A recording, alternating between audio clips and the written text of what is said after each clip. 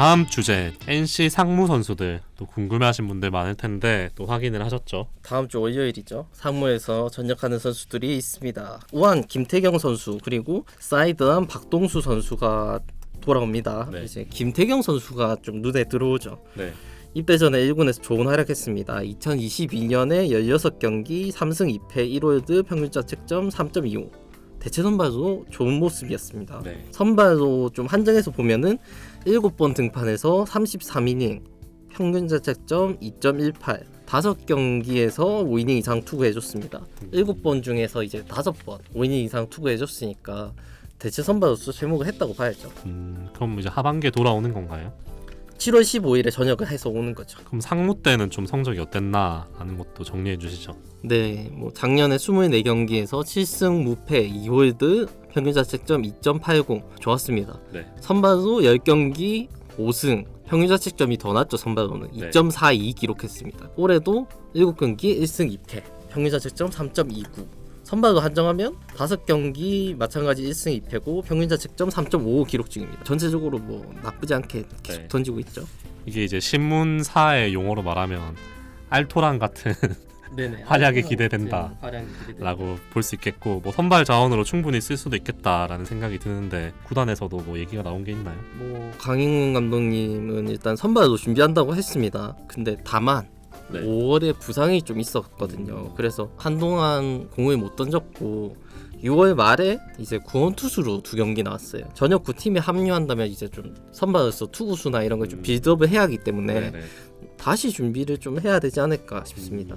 그리고 요즘 상무에서 또 활약이 좋은 조민석 선수 또 알아봤죠. 네. 조민석 선수는 이제 작년 12월에 입대해서 내년 6월에 돌아옵니다. 그래서 아직 좀 팀에 합류하려면 시간이 많이 남아 있기는 한데 알아보는 김에 같이 알아봤습니다. 이제 최근에 2달 연속 퓨처스 루키상을 받았죠. 2달 연속 받으면서 좀 활약이 좋아서 물어봤습니다. 5월에 3경기 17이닝 소화했고 네. 2승 무패 평균 자책점 1.06.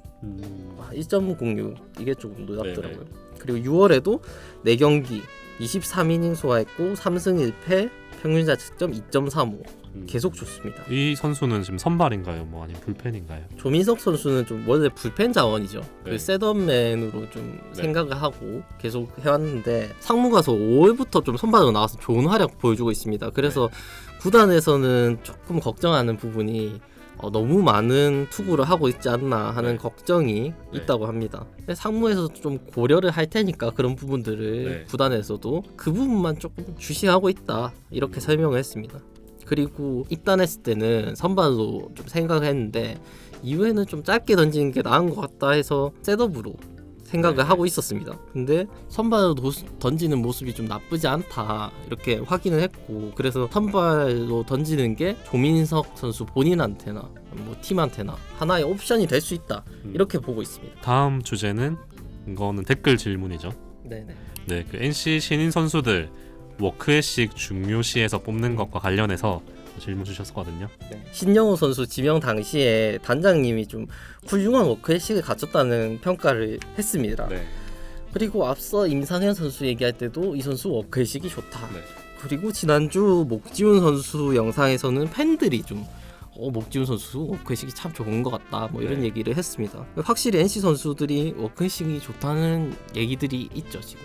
근데 뭐 워크애식 좋으면 당연히 뭐 플러스 점수고 좀 어느 정도 비중을 보느냐라는 것도 좀 궁금하거든요. 이번에 좀 알게 됐는데 스카우트 팀이 정말 다 알아본다고 합니다. 네. 그래서 지명 대상자의 가정 환경, 부모님 성향, 그리고 어릴 때 어떻게 야구를 시작했는지, 야구를 하게 된 동기 뭐 이런 거죠. 그리고 어떤 모습이었는지 이런 것들을 세세하게 다 확인한다고 합니다. 왜냐하면 이 지명을 해서 선수가 들어왔는데 문제되는 선수들이 종종 있었기 때문이라고 네. 설명하는 거죠.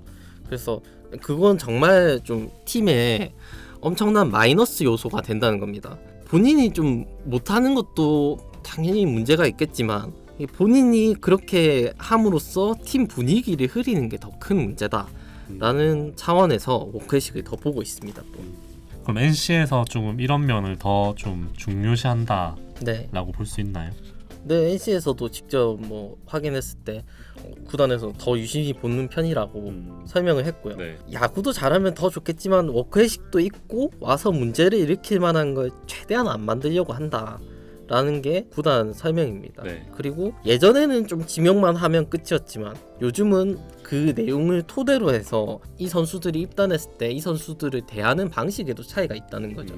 지도 방식에도 차이가 있을 것이고, 예를 들어서 뭐 다른 선수랑 좀 어울리는 거를 좋아하는 선수다, 아니면은 혼자 좀 시간을 갖는 걸 좋아하는 선수다, 이런 거에 따라서도 다른게 선수를 대할 수 있는 거고요. 이건 제 견해입니다. 여기서부터는 프로에 올 정도의 선수면은 어느 정도 재능은 다 있다고 봐야겠죠. 근데 이 재능을 꽃 피우는 데는 장기적 관점으로 봤을 때 어떻게 야구를 대하느냐, 야구를 대하는 태도, 마음가짐, 자세, 이런 것들이 점점 중요해질 수밖에 없다.